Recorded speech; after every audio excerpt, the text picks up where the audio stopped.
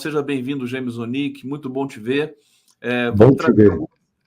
Algumas informações aqui, vamos analisar, vamos checar devidamente com vocês, com o público maravilhoso que nos acompanha. Deixa eu já até pegar o comentário do Lynn Brown, está dizendo ditadura nunca mais. Por outro lado, apoio totalmente a posição do Lula, debrucemos na história recente, descobriremos alguns dos seus motivos. Realmente a posição do Lula, eu também compreendo, né? É difícil da esquerda aceitar, sobretudo os parentes desaparecidos, as pessoas que sofreram tanto na ditadura, mas ele foi eleito para isso, para tomar essas decisões, né, Onick? Vamos começar, eu quero você falando um pouco disso também, vamos lá. Eu compreendo perfeitamente o presidente Lula, é uma situação difícil, Conde, é uma situação muito peculiar, porque envolve um momento histórico onde nós estamos ensaiando uma pequena revisão do que aconteceu. Na medida em que as delações aconteceram e que estão praticamente provadas todas as formas de envolvimento de um seleto grupo de militares numa tentativa de golpe, eu acho que temos que ter muita parcimônia, paciência e entender um pouco o companheiro Lula nesse momento difícil. E cabe a nós, sociedade civil, como você bem disse, agora junto com o professor Guazelli, de levantarmos essa bandeira e não deixarmos esquecer, sejam os partidos progressistas e a sociedade organizada. Aproveito esse momento, Conde, para trazer uma notícia que acabei de receber. Olha como a democracia na América Latina ela sofre. Estela de Carlotto, presidente das Mães da Praça de Maio, na Argentina, acaba de ser indiciada pelo presidente Milei, pelo judiciário argentino, por críticas que fez a Milei. Aos 93 anos de idade, uma mulher premiada pelos direitos humanos está sendo processada pelo governo Milei pelas críticas que fez a ele. Então a democracia corre risco. Nós estamos vivendo uma democracia muito, muito de baixo impacto, Conde. Que notícia terrível. Essa Milei realmente ele não tem freio, né, nas extravagâncias que ele faz. Ele disse que as mães da Plaza de Maio, né, são fraudulentas, ele já acusou também sobre isso. Aliás, eu diria até o seguinte, Onick, a democracia, a despeito da crise gigantesca conceitual pelo qual ela passa, ela está sempre a perigo, né? Sempre. Em qualquer país do mundo, hoje a gente vê a Europa fragilizada, os Estados Unidos fragilizados e o Brasil até que está dando uma resposta, né? Mas nunca vai estar livre dessas ameaças, Onick. É verdade, Conde. Eu percebo que depois que acabou a Guerra Fria, nós acreditávamos que a democracia liberal pelo menos estabeleceria um padrão de comportamento com valores humanitários, civilizatórios. Mas à medida que a crise econômica avança e que existe um medo enorme de uma desinstitucionalização capitalista, os capitalistas insuflaram movimentos contra a democracia, porque eles não querem dividir a gestão, eles não querem que haja uma mudança dos padrões. E, portanto, nós vivemos esse risco contínuo, especialmente depois da crise de 2008, Conde. Já haviam problemas antes, mas eu relaciono muito com a crise de 2008, porque eles precisaram retomar o poder e sabem muito bem que trabalhadores, movimentos sociais, grupos minoritários oprimidos, nações oprimidas, não iam tolerar mais exploração. E realmente é isso que nós estamos assistindo. A crise de 2008 abalou, né, a suposta credibilidade do capitalismo.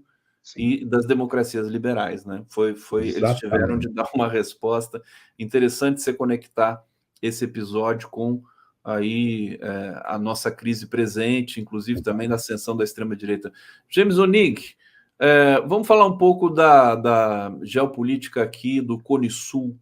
Eu queria te perguntar, parece que, você vai explicar isso para a gente, o Brasil perdeu a paciência com a Venezuela, na verdade, contra a Venezuela, não que não tem nada a ver com isso, mas com relação ao Maduro. Soltou uma nota mais dura, né, em função do bloqueio ao registro da candidatura da oposição nas eleições que ocorrerão em julho. Explica para a gente o que está acontecendo na Venezuela e a posição do Brasil.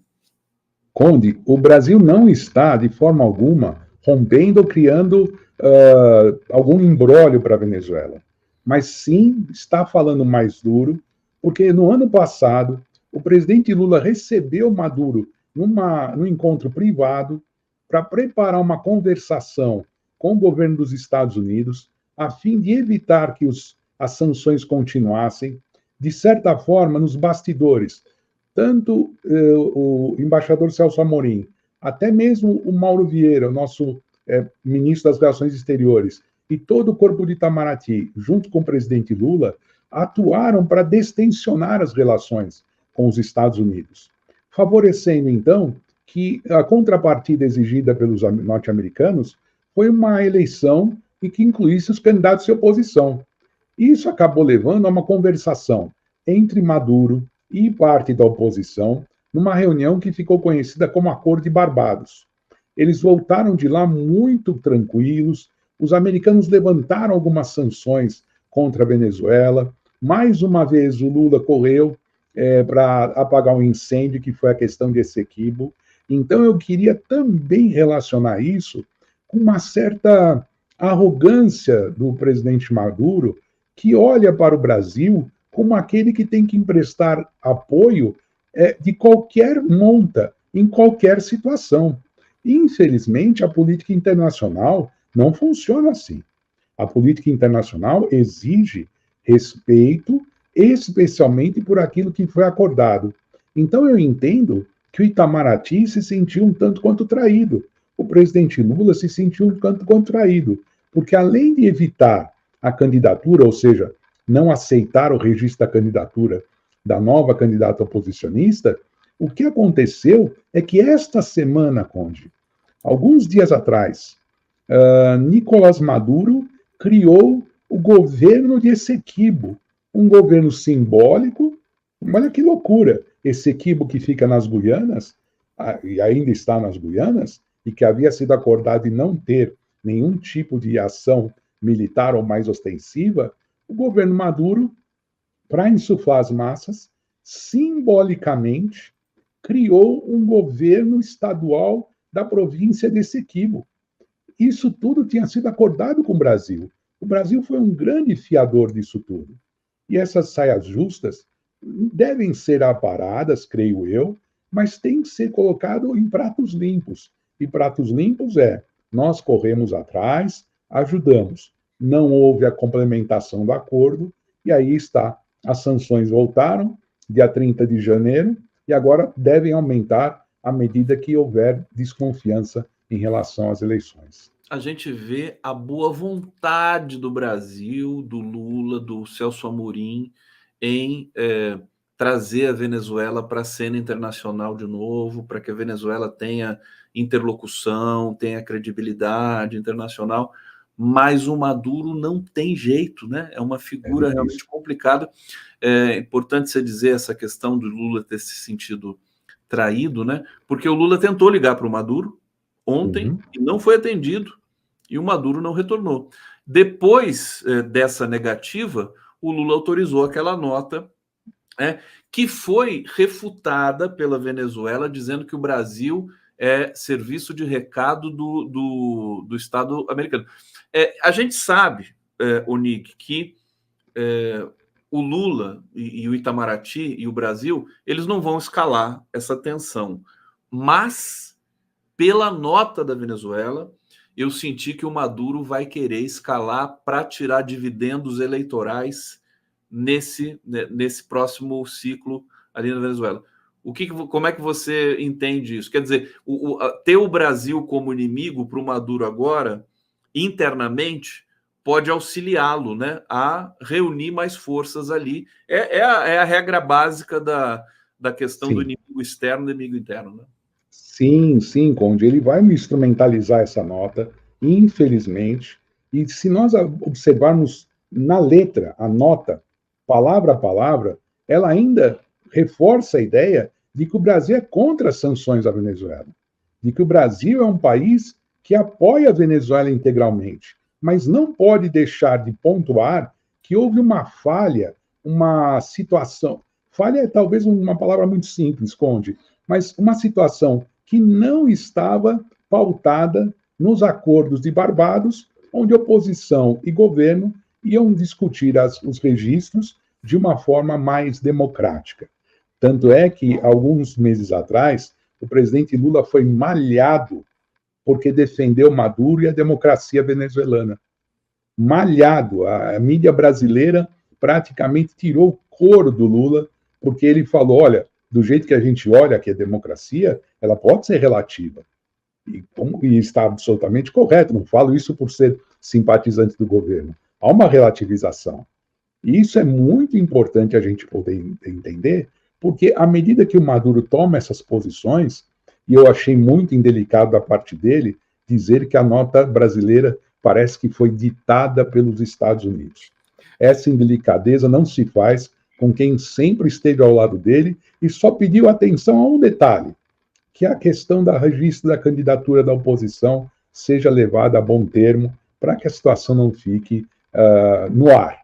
Isso não significa ingerência, porque o Brasil participou das negociações.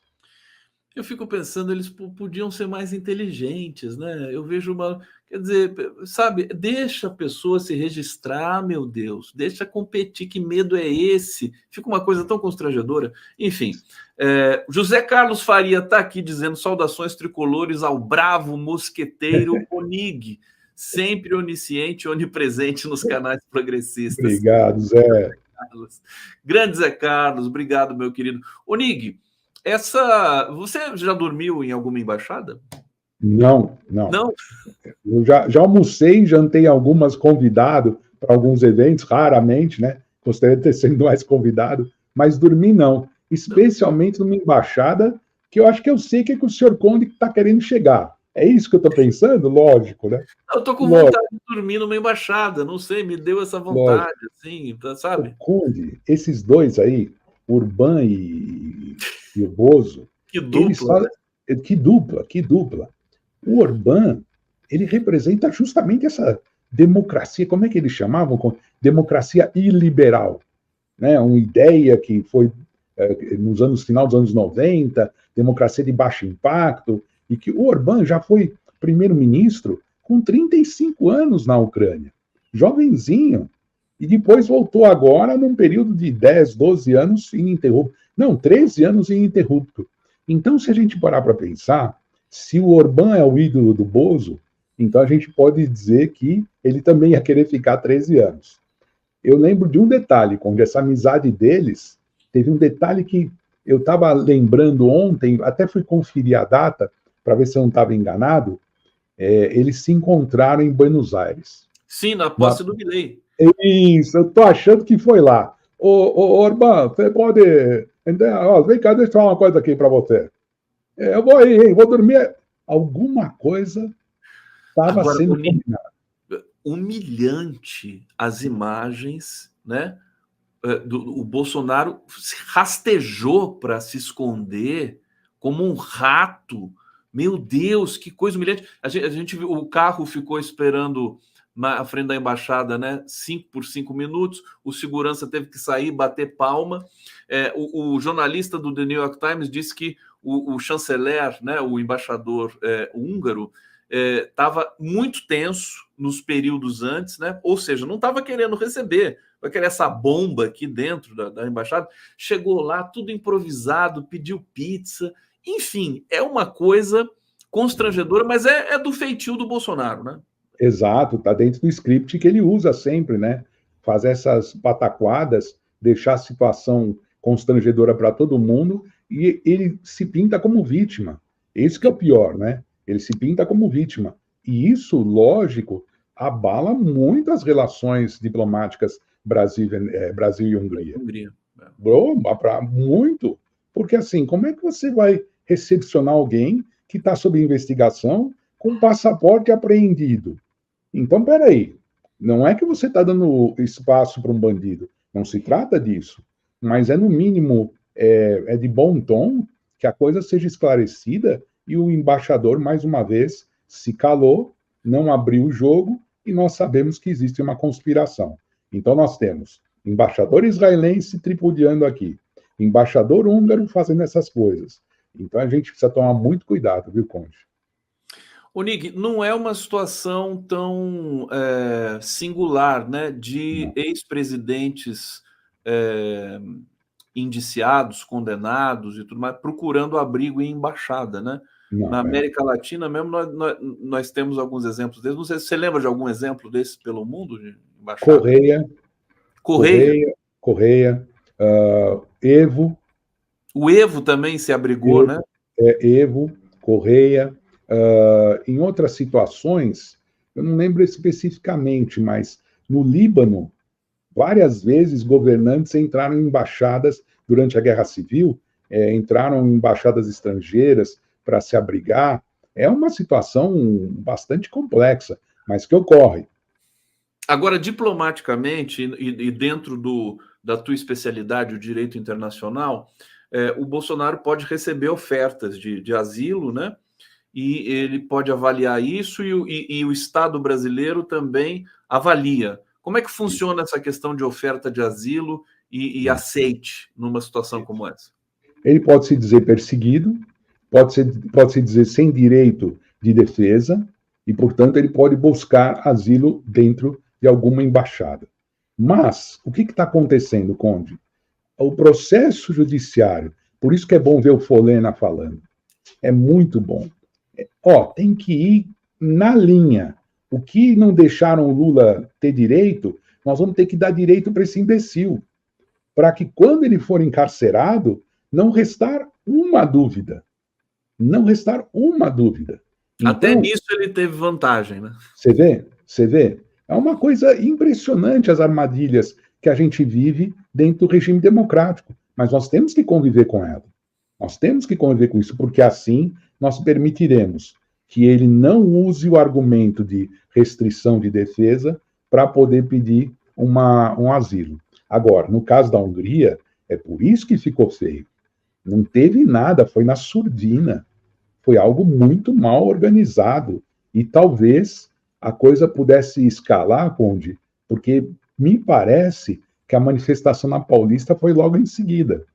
E se ele tivesse dentro da embaixada, ele ia transmitir de dentro da embaixada alguma mensagem para a Avenida Paulista cheia, ia criar uma turba enfurecida, e isso a gente sabe que não vai dar legal.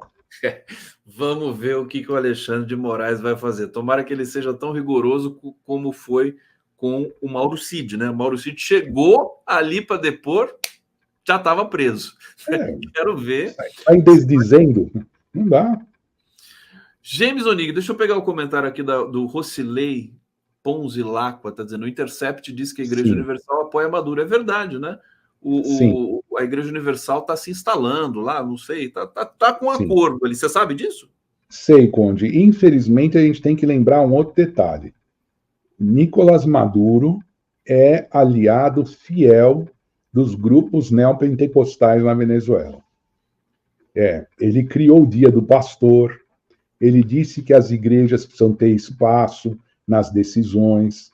Então, nós não estamos falando... A gente tem que falar do outro lado, né, Conde? Claro. A gente defende os avanços das conquistas bolivarianas, mas, infelizmente, a gente sabe que o Nicolás Maduro tem essa relação que o nosso internauta está lembrando aí. Agradeço ele ter lembrado disso, porque é mais um detalhe e ele tem muita relação com essas igrejas. Aliás, é uma pauta boa para a gente fazer um programa especial, né? Essas relações neopentecostais na Venezuela com Maduro. Enfim, de uma certa maneira, deturpando a ideia do bolivarianismo, né? Sim, é de dar um espaço que não deveria ser dado nesta monta e com palavras religiosas muito panfletárias ele usa nos palanques. Né? É de Deus, de la Bíblia, ele usa constantemente isso. E não está dentro do nosso escopo político, né? Olha, eu acho que o Lula está aliviado, viu? Pela primeira vez, o Brasil não tem que passar pano ali para a Venezuela nessas situações complicadas. A gente defende e é solidário com o povo venezuelano, sem dúvida nenhuma, mas é uma situação que a gente precisa ter muita atenção. Meu querido James Onig, obrigado pela presença aqui no 11 News, sempre marcante. Eu queria te parabenizar duas vezes. Primeiro, por essa semana com essas entrevistas muito importantes da Ditadura Nunca Mais, E, Conde, os convidados são uma aula. Você vai preparando aqui o almoço, vai fazendo as coisas, escutando, e você vai aprendendo. A Maíra hoje deu uma aula, hein, cara? A Maíra tá Uma incrível. aula. Ela tá... Aquele quociente de 11% que acha que o governo vai melhorar, aquilo é um patrimônio que a gente precisa saber. Não pode ser ignorado, não pode ser Não ignorado. pode, não pode. E outra, Conde, as minhas condolências a Nassif e a Eugênia, um momento muito triste e que mostra que a luta da Eugênia é uma luta que nos sensibiliza sempre a todos. Então, um abraço aqui em público da minha parte. Eu continuo aqui devastado também, né?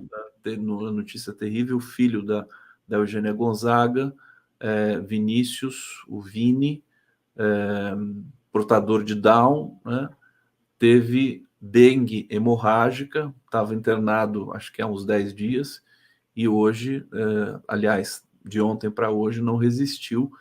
Inclusive, fica o recado para todo mundo se prevenir com relação à dengue aí, no momento que o Brasil está com mais de 2 milhões de casos de dengue, e a nossa solidariedade e sentimentos para a família Nassif, para a família Eugênia.